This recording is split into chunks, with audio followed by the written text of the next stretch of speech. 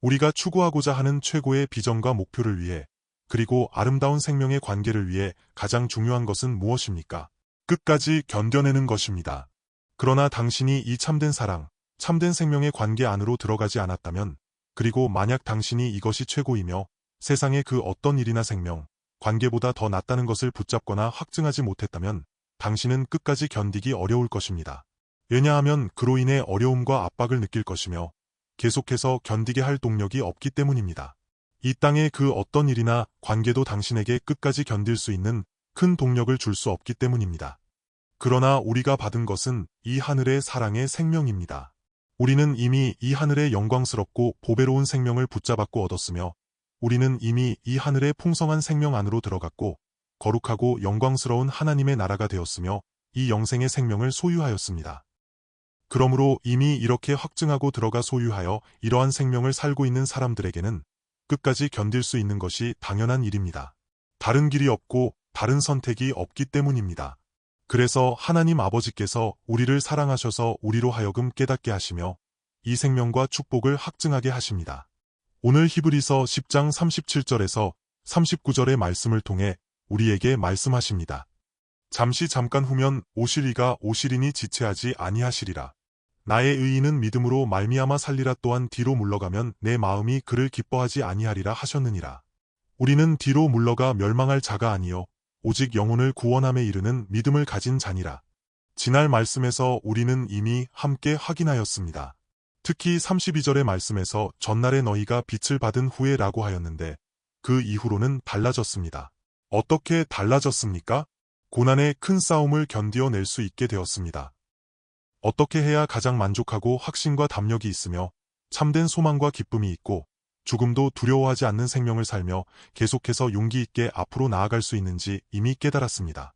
사람이 어떻게 사는 것이 가장 영광스럽고 만족스러운지, 사람이 어떻게 이 죽음을 이길 수 있는지 이 모든 것을 알게 되었고 땅에서 세상 사람들이 사는 이 모든 것을 꿰뚫어 보았으며 어떤 인생과 생명이 가장 영광스럽고 보배로운지 알았습니다.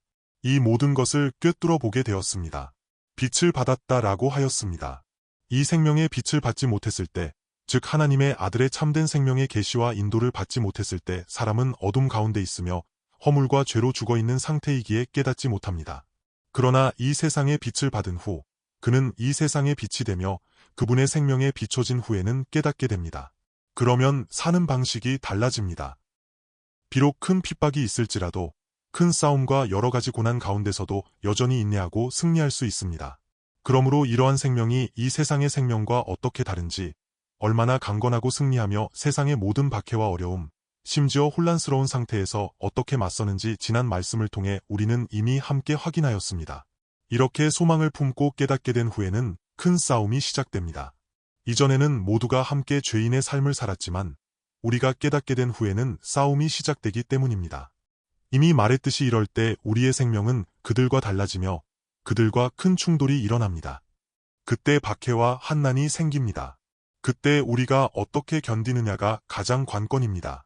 그분이 오실 때까지 혹은 우리가 이 땅에서 온전히 승리하고 떠날 때까지 어떻게 해야 끝까지 견딜 수 있을까요?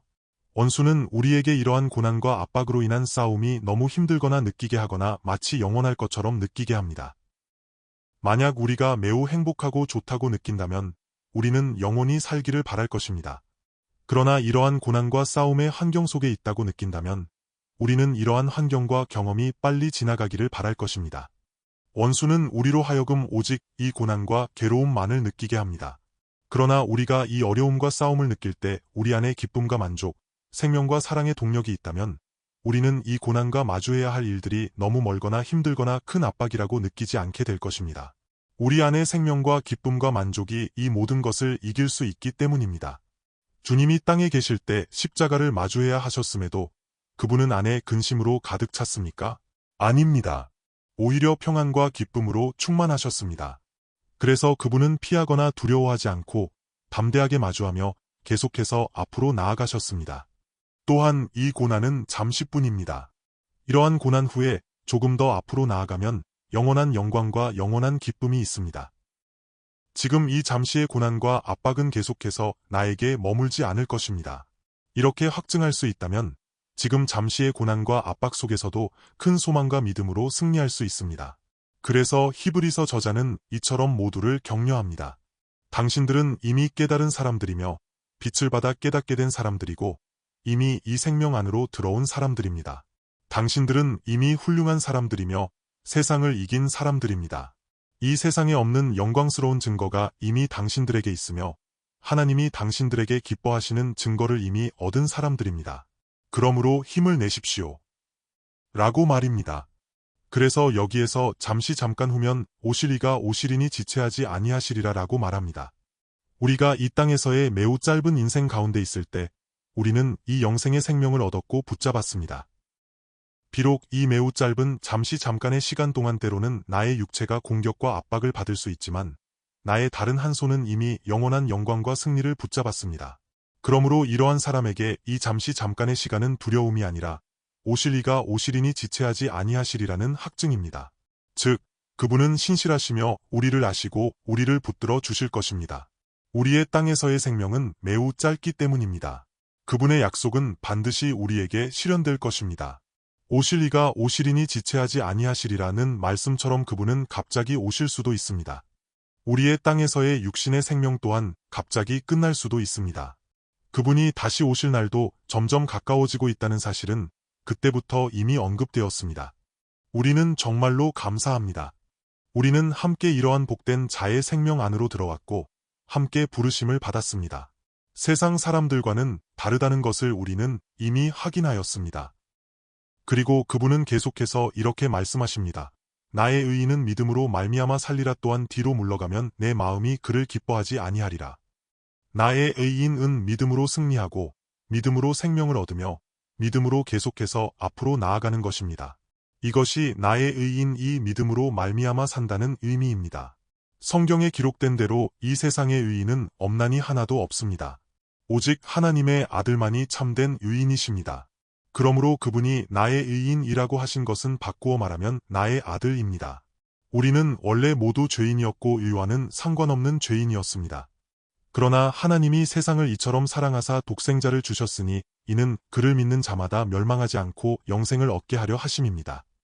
그러므로 우리는 그분을 믿고 영접하며 그분을 나의 생명으로 삼아 삽니다.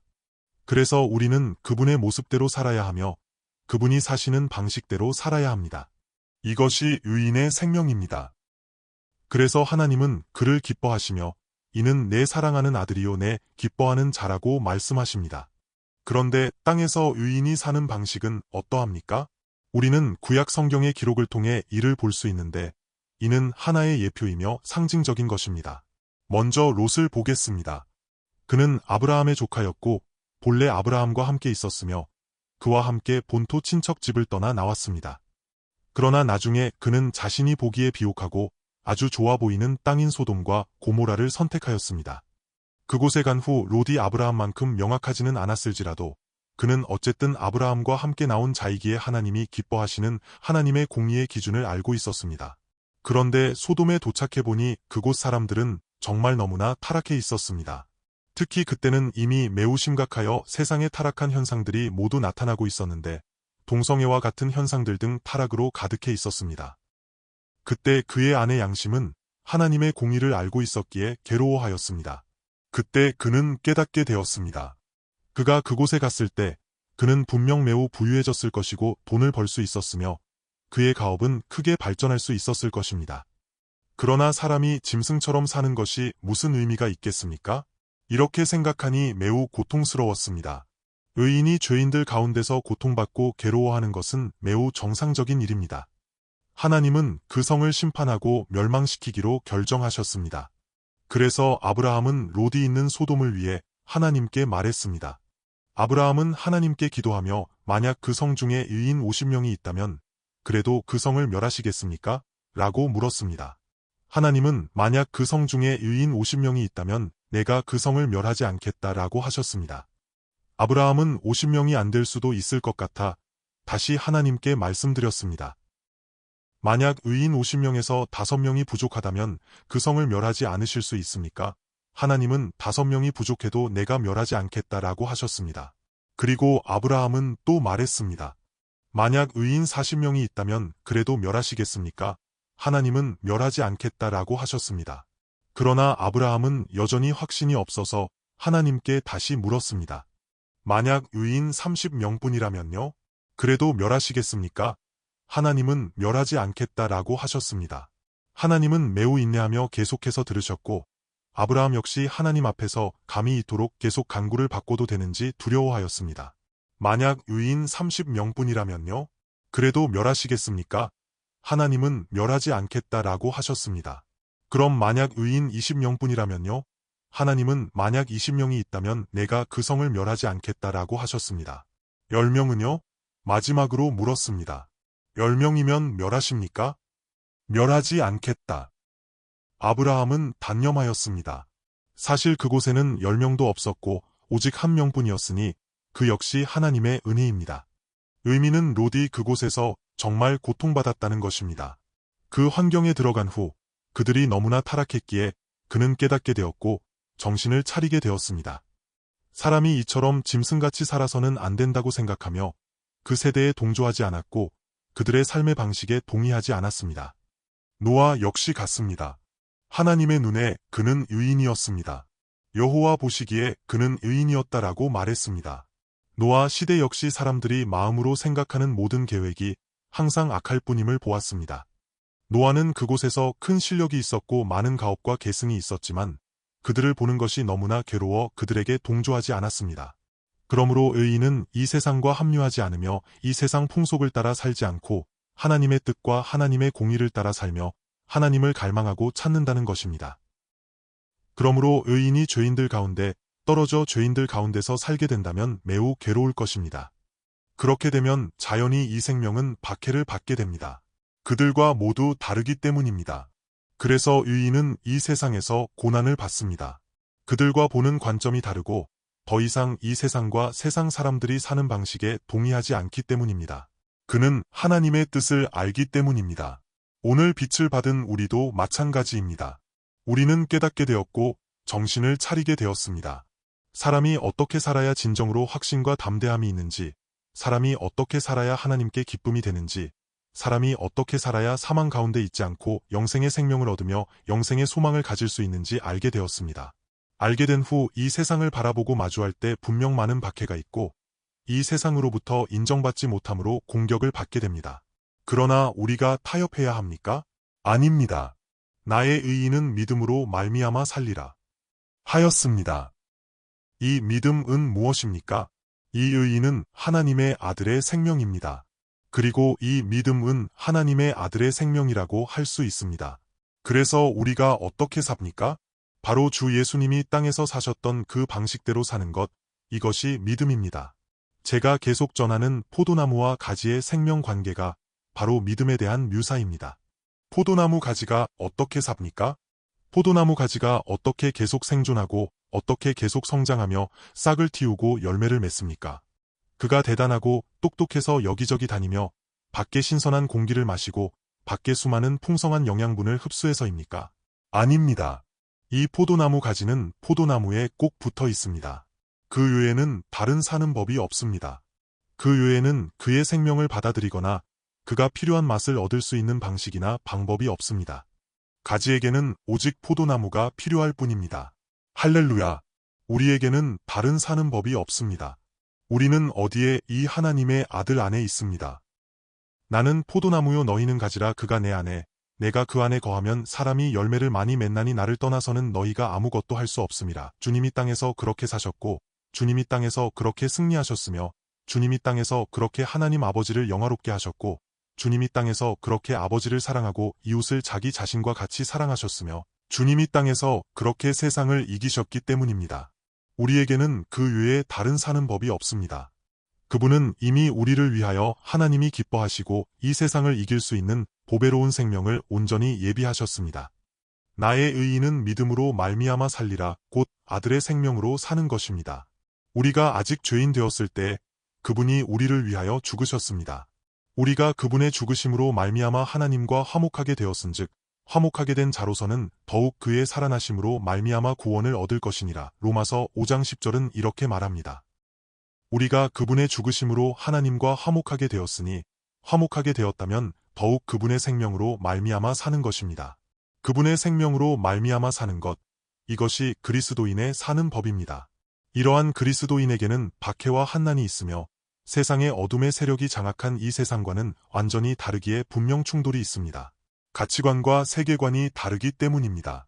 이 땅의 사람들에게 동조할 수 없고 그들을 따라갈 수 없으며 그들과 똑같은 생각과 똑같은 관점으로 살 수 없습니다. 그러므로 분명히 충돌이 일어납니다. 그렇다면 우리는 어떻게 삽니까? 오직 믿음이 있어야 하며 타협할 수 없습니다. 오직 진실로 주 예수님이 땅에서 사셨던 방식뿐입니다. 내가 곧 길이요 진리요 생명이니 나로 말미암지 않고는 아버지께로 올 자가 없느니라. 예수 그리스도, 그분이 바로 우리의 유일한 생명의 표준입니다. 성령을 통하여 매일 계시하시고 인도하시며 가르쳐 주셔서 우리로 하여금 정말 그분으로 인해 감사가 넘치고 기쁨이 있게 하십니다. 그분은 죄악을 미워하시고 공의를 사랑하십니다. 그러므로 즐거움의 기름을 그에게 부어 그의 동료들보다 뛰어나게 하셨습니다. 그래서 우리 또한 이 죄악을 미워하고 이 세상이 사는 이러한 방식을 미워합니다. 공의를 사랑하는 것은 곧 우리의 주님을 사랑하는 것이며 하나님이 기뻐하시는 보배로운 하나님의 아들 예수 그리스도를 사랑하는 것입니다. 그러므로 하나님 아버지께서 그를 기뻐하셔서 즐거움의 기름을 그에게 부어 그의 동료들보다 뛰어나게 하셨습니다. 이 즐거움의 기름은 곧 성령이며 성령이 그에게 부어져 그의 동료들보다 뛰어나게 하셨습니다. 그러므로 우리 그리스도인들은 겉으로 보기에 많은 도전과 갈등이 있지만 우리 안의 기쁨은 세상 사람들보다 큽니다. 세상 사람들에게는 그러한 기쁨이 없습니다. 우리에게는 다른 사는 법이 없고 오직 이 사는 법, 하나님의 아들 예수 그리스도뿐입니다. 그래서 그분이 이렇게 말씀하십니다. 또한 뒤로 물러가면 내 마음이 그를 기뻐하지 아니하리라. 우리는 이 신앙과 이 견뎌냄으로 이 땅에 속하지 않고 하늘에 속해 있는 것입니다. 세상 사람들과는 다른 사는 법을 고수하고 나사렛 예수님을 나타내며 사람들에게 박해받아 죽으신 이 예수 그리스도의 생명을 나타내야 하기 때문입니다. 바로 이 견뎌냄 때문에, 이 붙잡힘 때문에, 이 십자가의 삶의 방식을 고수하기 때문에 분명 박해가 있습니다. 그럴 때 만약 우리가 뒤로 물러난다면, 만약 이러한 삶의 방식을 포기하고 그들과 똑같아진다면 잠시 동안은 그렇게 큰 비방이나 공격을 받지 않을 것입니다. 그러면 육신 안에서 집중하지 않고 성령의 인도와 충만함을 받지 못하여 자신의 육신의 위치로 물러나게 될 것입니다. 그러므로 우리에게는 항상 이러한 싸움이 있습니다. 육신의 생각을 따를 것인가, 성령의 생각을 따를 것인가, 자아의 현재의 느낌을 따를 것인가, 아니면 하나님의 뜻을 따르고 성령을 따를 것인가, 라는 싸움이 있습니다. 이때 우리가 뒤로 물러나면 내 마음이 기뻐하지 아니하리라고 하십니다. 하나님은 오직 그분의 아들만을 기뻐하시기 때문입니다. 그러므로 하나님은 우리를 기뻐하시기 위해 그분의 아들을 우리에게 주셨습니다. 그분은 영원히 우리에게 말씀하십니다. 너는 내 사랑하는 아들이요 내 기뻐하는 자라. 우리가 영원히 사는 이 생명을 확증하는 것만이 영생입니다. 우리는 이 생명을 확증해야 하며 유일하신 참 하나님과 그가 보내신 자 예수 그리스도를 아는 것, 이것이 영생입니다. 그것은 곧 그분을 아는 것이며 그분의 이러한 생명을 아는 것입니다. 나는 당신이 이러한 생명을 살기를 확증하기를 바랍니다. 이것이 바로 영생입니다. 당신이 뒤로 물러나면 자신의 육신으로 물러나는 것이고 이 세상으로 물러나는 것이며 어둠과 사망으로 물러나는 것이기에 하나님이 기뻐하지 않으십니다. 그래서 여기에 격려와 힘을 주시는 말씀이 있습니다. 우리는 뒤로 물러가 멸망할 자가 아니요 오직 믿음을 가진 자니라. 우리는 뒤로 물러가 멸망할 자들이 아닙니다. 그렇지 않았다면 지금까지 견뎌오지 못했을 것입니다. 우리는 이미 견뎌왔습니다. 하나님께 감사합니다. 우리가 오늘 이 자리에 이른 것은 우리 자신이 얼마나 대단하고 똑똑해서가 아닙니다. 우리가 여기에 와서 견디고 확증하며 이 말씀에 아멘 할 수 있는 것은 그분의 영광스러운 역사이며 그분이 모두 돌보시고 반드시 보존하실 것입니다. 우리는 결코 뒤로 물러가 멸망할 자들이 아닙니다. 뒤로 물러가 멸망한다는 것은 무엇입니까? 이 육신으로 물러나고 이 세상으로 물러나 영원히 멸망하는 것입니다. 우리는 그런 사람들이 아닙니다. 오직 영혼을 구원함에 이르는 믿음을 가진 자니라 라고 하였습니다. 그분의 생명으로 말미암아 구원받은 자들입니다. 그분의 생명으로 말미암아 생명을 얻은 자들이라고 할 수 있습니다.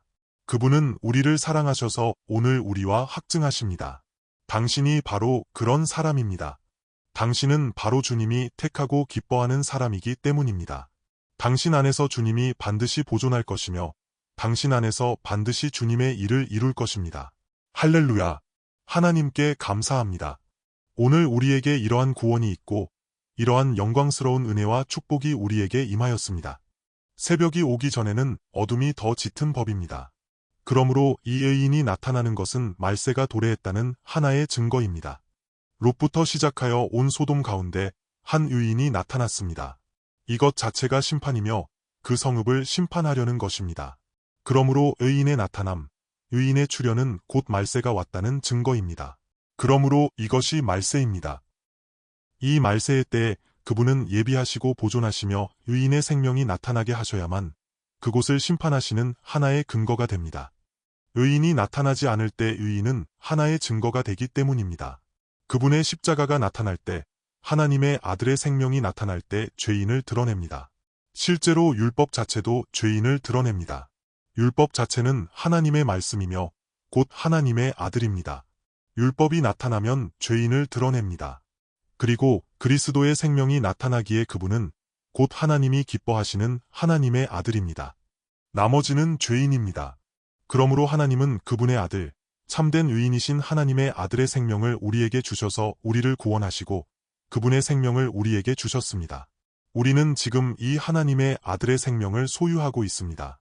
우리 몸에서 그분의 생명이 나타납니다.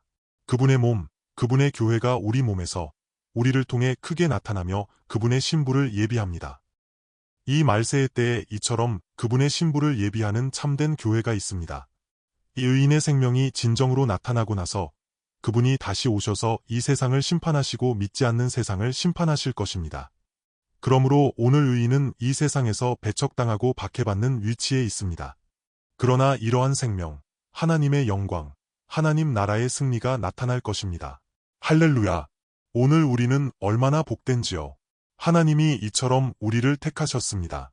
우리 몸에 세상 사람들과 죄인들과는 다른 생명, 하나님의 아들의 생명이 우리 몸에서 나타나 그분의 다시 오심을 예비해야 합니다. 그분이 이처럼 택하시고 우리를 이처럼 사랑하셔서 우리 몸에 그분의 나라, 그분의 영광스러운 다시 오심의 예비가 우리를 통해 나타나게 하십니다. 함께 기도하겠습니다.